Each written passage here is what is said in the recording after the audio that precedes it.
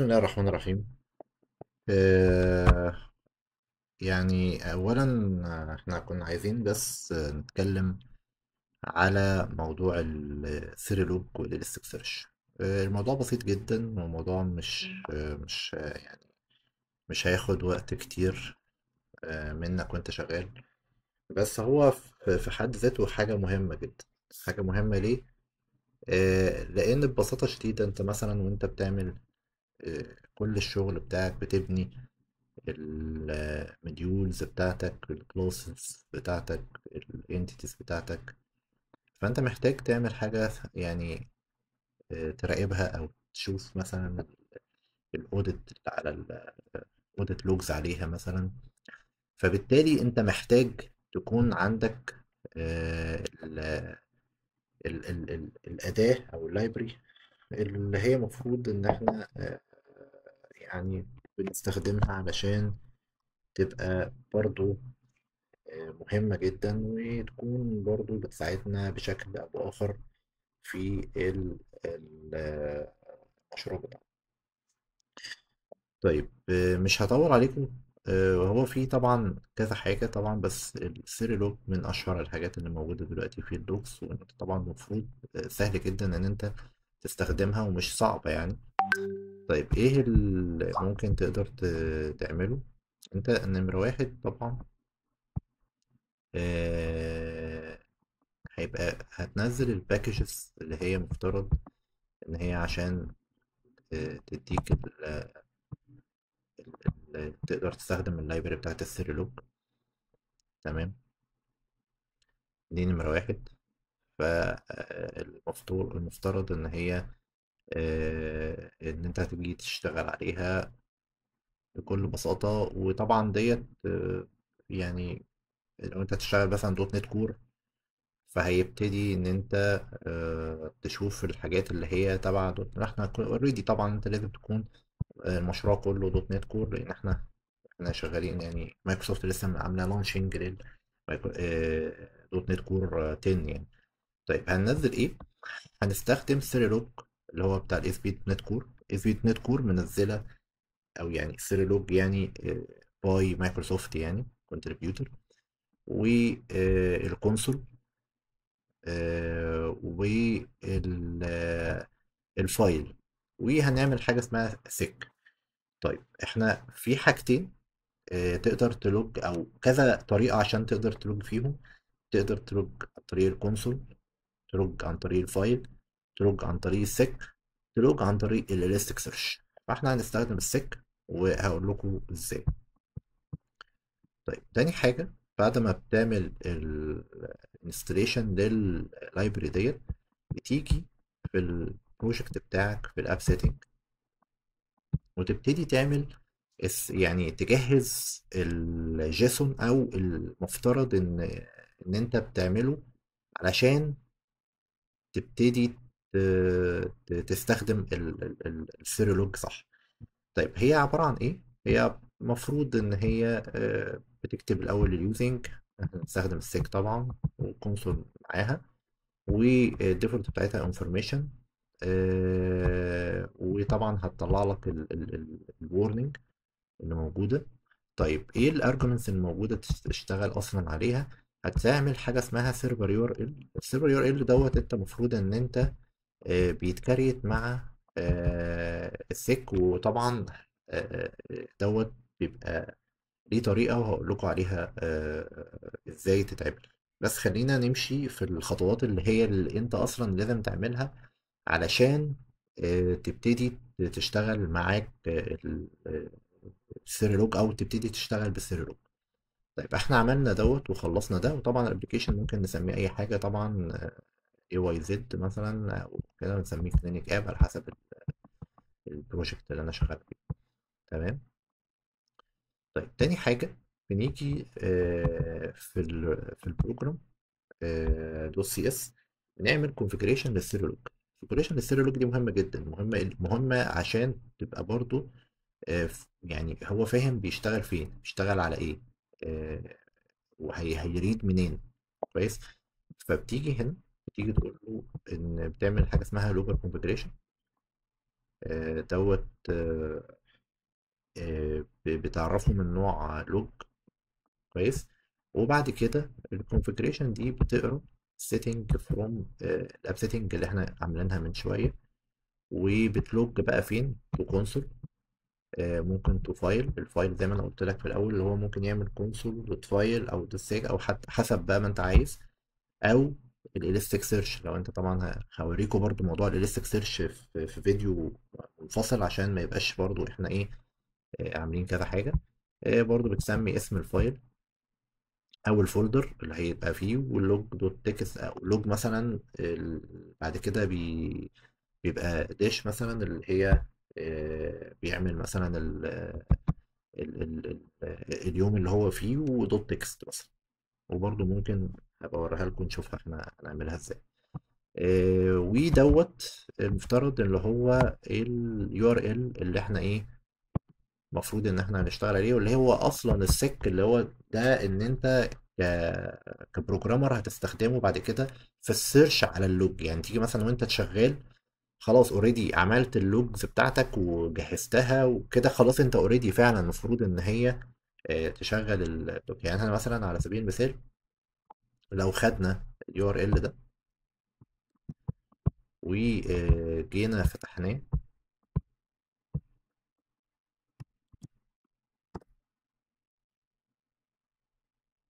هيجي لي طبعا عشان انا عامل لوجن او كده، المفروض بيبقى ليه اليوزر نيم والباسورد بتاعتك، علشان طبعا دول المفترض ان انت هو الداشبورد بتاعتك لإدارة الايرورز طبعا احنا شغالين اهو زي ما انا قلت لكم، في حاجة اسمها ايرورز وفي حاجة اسمها وورنينج. اوكي. وبتبقى ليها دي مثلا لاست وان داي، لا احنا مثلا يعني قول مثلا كده، فهيبتدي يجيب لك الايرورز اللي موجودة او الحاجات حسب طبعا. طبعا ده لسه هنشتغل عليها، هنقول ازاي اصلا ال... ال... الاداة ديت بتاعت اللوجز دي بتشتغل على ال... آه، الحاجة، يعني الحاجة يعني المشروع بتاعك هتبتدي نشوف اصلا واحنا جوه في الكود ازاي كل واحد هيعرف مثلا تكتب طريقة بتاعت اللوجز ازاي، تعمل ليها طريقة، يعني ليها طريقة في الكتابة. ما يبقاش مثلا انت شغال وبتطلع ايرور وخلاص، لا، لوج انفورميشن او لوج مثلا وورنينج او لوج كده، فانت ايه دي بتبقى ليها طريقة.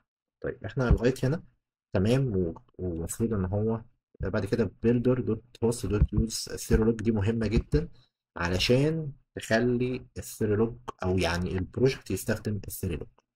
تمام. طيب كده احنا ايه سطبنا عملنا انستليشن للباكجز، عملنا جهزنا الاب سيتنج عشان يقرا فين ويقرا منين وكده، وعملنا ريجستريشن جوه الميدل وير بتاعتنا اللي هي البروجرام دي سي اس علشان يبتدي يلوج. طيب فاضل ايه؟ نبتدي بقى نكتب البيزنس، او المفروض ان انت يعني هنجيب حاجه المفروض ان هي جاهزه ونتفرج عليها. مثلا المفروض ان انت ان احنا عاملين هنا سيرفيس بتاعت البيشنت مثلا، والبيشنت ده المفروض ان هو مريض، ودي المفروض ان هو هيسجل المرضى وهو داخل. فاول مفروض ما يسجل المرضى، فانا بعمل حاجه هنا اسمها لوجر. طب اللوجر دي جايه منين؟ هنروح نبص كده ديت مع يعني مفترض ان انا عملت انستنس اسمه اندرسكور لوجر. كويس. في البيس سيرفيس، البيس سيرفيس ديت ما هي الا مفترض ان انا اعملها علشان عندي سيرفيسز كتيره. فانا المفروض لو انا عندي مثلا سيرفيسز كتيره ومفترض ان انا بانجكشن فيها انجكشن فيها حاجات كتير، فبالتالي بروح اقول ايه، لا ده بقى يعني بدل ما اقعد بقى كل شويه اعرف اللوجر واعرف مش عارف اللوكاليزيشن والمابر ومش عارف ايه والحاجات دي كلها، لا انا او اليونيفور الحاجات دي انا بروح اعمل بيز اوف سيرفيس واروح ايه اعملها. فانا رحت عملت انجكشن للوجر ومن نوع الاي لوجر. كويس. واديته التي كونتكست اللي هو الكونتكست بتاع المشروع. تمام. طيب هرجع هنا، واللوجر ده بقى بيبقى جواه حاجات كتير. يعني مثلا لو انا عملت كده وعملت كده، هتلاقي في حاجه اسمها لوج كريتيكال، لوج ديبج، لوج ايرور، لوج انفورميشن، لوج تريس، لوج وارنينج. بس طيب ملناش دعوه بقى بالحاجات التانية دي. بس احنا على سبيل برضو المعرفه، احنا اوريدي مفترض ان انت بتستخدم شويه حاجات اللي هي المفترض ان انت ك ك ك كديفيلوبر بعد كده تفهم ايه هي الحاجات اللي انت اصلا هتبتدي تشتغل بيها علشان تقدر تعرف ان اللوج دي آه، في المكان الصح. ومش يعني انت مش حاطط لوج وخلاص يعني. يعني وانت بتعمل تريسنج للكود، انت بتحط مثلا آه، حسب بقى الفانكشن هتعمل ايه، بتاد او بتديليت او بتابديت حسب كده. بس انت محتاج ان انت برضو تعرف المكان اللي هو هتحط فيه اللوج. طيب احنا عندنا مثلا اللي هي اللوج انفورميشن. اللوج انفورميشن يعني بتاخد زي ما انتم شايفين كده السترينج، المسج اللي هي المفروض اللي انت هتقول له ده هيستارت مثلا كذا امتى، والبرامز او البارامتر اللي هي مفترض ان هي الاوبجكت اللي انت هت هتلوج فيها. طيب انا عملت ايه؟ حطيت لوج انفورميشن وخليت ان هو ياخد ديت تايم دوت ناو. يعني هو ابتدى الفانكشن والورك ستارتد ات تايم. يعني هتيجي مثلا وهو بياد، فيجي مثلا تروح تفتح السك تقول له تشوف ان هو فعلا ابتدى امتى. هتلاقيه مثلا في الوقت الفلاني عمل ريجستريشن او عمل اد مثلا البيشنت الفلاني، لو هو جه مثلا قال لك في مشكله في عمليه اضافه البيشنت او اضافه المرضى. تمام. طيب اللوج ايرور بتعمل نفس الحاجه، يعني ما فيهاش برضو ابداع. يعني انا برضو عملتها علشان بتعمل اوفرلود وبتشتغل على نفس الحاجه اللي انت عايز، فانت تستخدم دي او دي ايا كان، مفيش اي مشكله. تمام. طيب هنيجي نروح عاملين ندخل في المفروض ان انت وانت جوه في الميثود، انت مفروض عارف في خطوات مفروض ان انت هيحصل فيها لوج، او هيحصل فيها يعني مفترض ان انت هيحصل فيها مشكله، هيحصل فيها ايرور، او يحصل فيها يعني اكسبشن. فانت مثلا على سبيل المثال سيف تشينجز اسync. فانت بعد التراي بتيجي تقول ايه؟ المفروض ان هو هيسيف كويس كده. بعد ما هو جاب عمل اد وكده هيروح يسيف. طب السيف دي فيها مشكله؟ اه فيها مشكله. بتروح هنا التشينجز بتاعتها لو هي اكبر من زيرو، يا باشا ايه جاب لي التشيكنج ده بيشنت اي دي، تروح الاي دي تجيبه، ومفروض ان هي تعمل له لوج. يبقى كده انت البيشنت او المفروض ان هو عمل اضافه، يبقى كده انت اتاكدت عملت لوج للانفورميشن. طيب لو هو ما عملش، يبقى اللوج warning no changes were saved ensure there are pending changes and the database is a reachable. طيب لو هو كده في الإلس بتاعته كده، الإلس بتاعت التشنجز هو حصل فيه مشكلة. طيب ايه تاني ممكن برضو تلوج؟ آه عايز تشوف ان هو فعلا في زيارة في نفس اليوم ولا لا. طيب هنا دي بتعمل ايه؟ هنا بيقول لك ان هو ديت اونلي. فانت مثلا رحت جيت آه، جبت اليوم اللي هو مثلا النهارده مثلا 25. ف 25 ده هتيجي تقول اه يا باشا لجلي اليوم ده، لجلي اليوم دوت فعلا هو ايه طيب، هتشوف عدد الزيارات، تروح بقى تعمل كويري لينك يو. تمام. وتروح تجيب عدد الزيارات. طيب تجيب عدد الزيارات وتحسبها، تشوف بقى مثلا هو كده عمل كام زيارة ولا لا. هي هل مهمة؟ مهمة ليه؟ لو انا في الحالة ديت انا مثلا عايز اعد عدد الزيارات علشان ابعتها للفرونت اند. انا مثلا دلوقتي شغال ده الباك اند الاي بي اي بتاعتي، وعايز ابعت للفرونت اند سواء انجلر بقى رياكت حسب بقى ما انت شغال. هتروح تتشيك على التوداي فيزيتس او دوت يعني انت بتحقق، شوف كده تتحقق. طبعا مش لازم الشرط ده، يعني انت كده كده اصلا بتبقى حسب اللوجيك وحسب بس انا بقول لك طريقه اللوج تبقى ازاي. تمام. هو عايز يتحقق ان في زيارات النهارده وفي حاجات كده، فيروح مش كل حاجه يروح يبعتها مين لل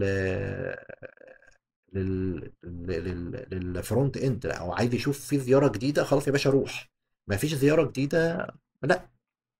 تمام. فتروح هنا دخل، اه عمل زياره جديده، و... وهيبقى بعد كده ان هو هيروح لوج انفورميشن سكسسفولي سيفد تشينجز تو ذا داتابيس، وبيسيف التشينجز. ده احنا يعني يعتبر الطريقه. طيب الكاتش فيها ايه؟ اللوج ايرور. الايرور اللي هو يطلع لو هو مثلا حصل سيفنج تشينجز تو ذا داتابيس، يعني الداتابيس حصل فيها اكسبشن وبس كده. يبقى كده احنا ايه المفترض ان انت ترتيب اللوجز ازاي؟ يعني ترتيب اللوجز دوت مهم جدا. مش تحط لوجز كده وخلاص، انا هحط لوج علشان انا مبسوط او انا اشتغل بالستيريو لوج. لا، انت هتشتغل بالستيريو لوج علشان دوت هيحميك او هيخليك بيرفورمانس افضل في الكود. هتفايند الايشو بسرعه جدا. هتاخد مش هتاخد وقت في حل المشكله. لو انت عندك تريسنج تبقى بتعمل مثلا حاجه في الديفلوبمنت مود، فطبعا انت عايز تخلص الحاجه ديت، فانت تعرفها باللوج بدل ما تقعد تبريك بوينت او تريس في حاجات برضو كبيره جدا معقده، او فيها حاجات مثلا بتروح للداتابيز وترجع، فانت بتبقى في حسابات مثلا معينه او حاجه زي كده، مثلا بتحسب عدد المرضى، عدد البيشنتس مثلا، او عدد الزيارات اللي سواء بقى مرضى او ايا كان، وبتعملها.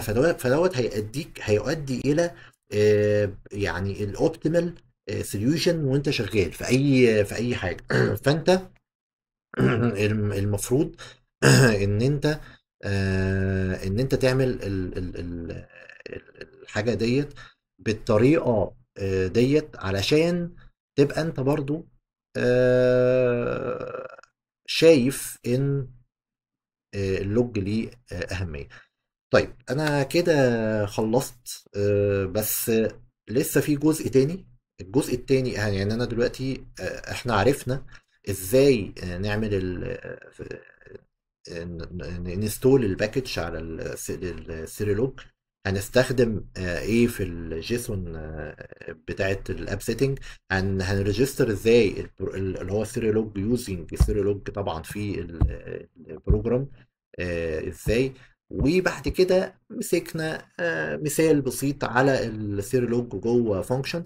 الفيديو اللي جاي ان شاء الله، الفيديو اللي جاي ان شاء الله هنشرح الحته بتاعت ازاي بقى تسيت اب او تجهز نفسك وانت شغال في السك علشان تعمل سيرش ازاي، وازاي تبقى انت فاهم ازاي تستخدمه بدل ما انت طبعا بتستخدمه بي اوير، يعني مش عارف تستخدمه كده وخلاص. وخلي بالك برضو ان السيك ده اداة مهمة جدا لما تيجي مثلا عند الكلاينت، انت خلاص ما عندكش اي حاجة تقدر تستخدمها غير ان انت تبقى في داشبورد، تقدر تبقى فاهم ايه الحاجة اللي بتحصل عنده، او ايه في مونيتور، يعني مونيتور كده سيرفيس، بدل ما انت تقعد تتعب وتعملها. لا، هي جاهزة وسهلة جدا وبسيطة.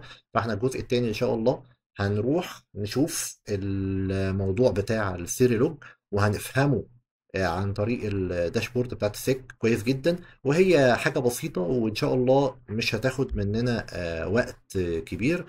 وأشكركم وعلى حسن الاستماع. معلش طولت عليكم شوية، وإن شاء الله أشوفكم في الفيديو التاني بإذن الله. السلام عليكم.